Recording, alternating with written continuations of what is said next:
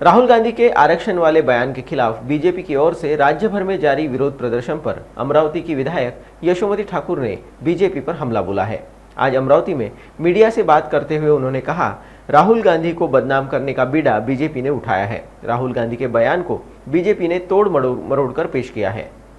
नाही, राहुल गांधींना बदनाम करण्याचा त्यांनी विडाच उचललेला आहे.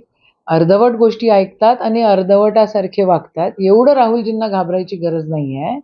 पूर्ण वाक्य आपण ऐकलं पाहिजे आणि पूर्ण वाक्यामध्ये असं त्यांनी म्हटलेलं आहे, की ज्या दिवशी समानता येईल त्या दिवशीचा विषय आपण करू. पण भाजपवाल्यांना समानता आणायची नाहीये.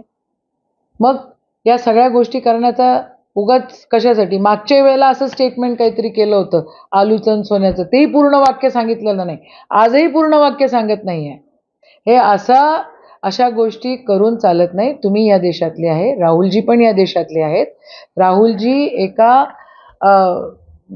स्वातंत्र्य सैनिकाच्या देशातले राहुलजी आहेत.